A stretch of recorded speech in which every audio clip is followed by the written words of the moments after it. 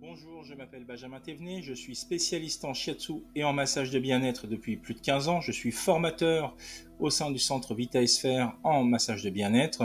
Et si vous souhaitez vous former avec moi, je vous aiderai à comprendre et maîtriser les 5 dimensions des massages structurels.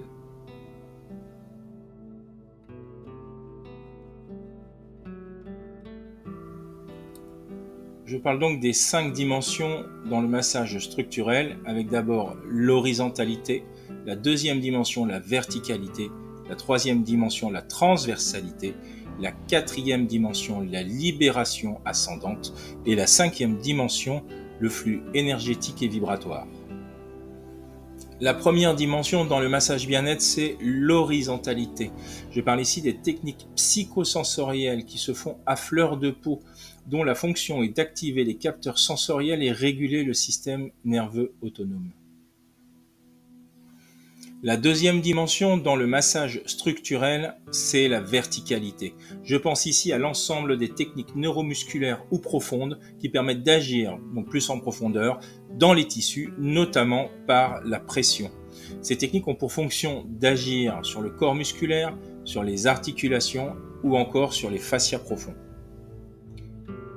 La troisième dimension, c'est la transversalité. C'est ici un ensemble de techniques de décoaptation, de mobilisation qui permettent de redonner du volume structurel au corps, d'aérer les espaces interosseux, de recréer de la mobilité, du mouvement sur tous les plans et de ramener le corps dans sa fonction locomotrice.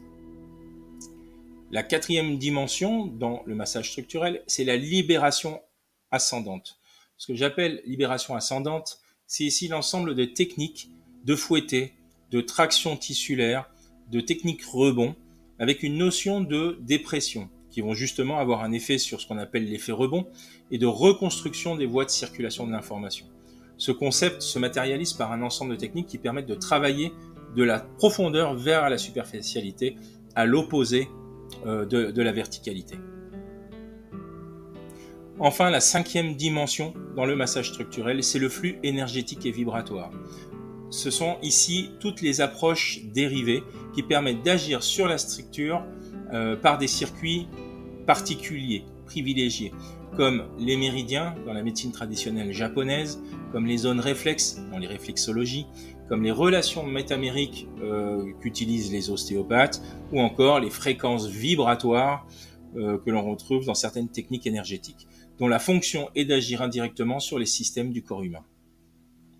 Alors, comment acquérir ces 5 dimensions dans mes formations ? J'accompagne les stagiaires au travers de 4 formations spécifiques et complémentaires qui, en s'ajoutant les unes aux autres, permettent d'activer ces 5 dimensions. Avec le massage californien et son travail psychosensoriel, on est dans une dimension d'horizontalité.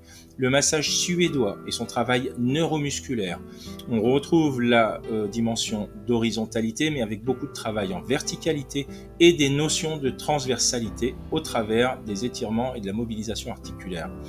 Le massage deep tissue permet le travail profond. Et là, on est dans de l'horizontalité sur des frictions pour faire chauffer, nourrir, nutrir le tissu, de verticalité avec des pressions qui peuvent être très profondes et de la transversalité pour aller chercher à libérer, faire bouger le corps, le mobiliser. On aborde les notions de libération ascendante avec un travail de réflexe et de rebond. Le massage myofacial des 12 méridiens, enfin, c'est le plus complet qui permet d'aller travailler toutes les dimensions précédentes en ajoutant la libération ascendante avec des techniques de fouetté, avec des techniques de décoaptation et le flux énergétique et la cinquième dimension, le flux énergétique et vibratoire au travers des méridiens avec un travail spécifique sur les chaînes myofaciales qui permet d'aller faire circuler l'information et réguler l'information du corps. Alors tout simplement, je vous donnerai juste ma perception, ma vision du massage. Masser, c'est pas simplement appliquer un protocole qu'on a appris et que l'on recrache indéfiniment, quel que soit le client, quelle que soit sa demande, quel que soit son besoin. Masser, c'est comprendre le corps, c'est maîtriser chaque manière de le toucher, c'est s'adapter à ses déséquilibres et c'est proposer une approche empirique de l'accompagnement, car le bien-être n'est pas une science, mais c'est un art.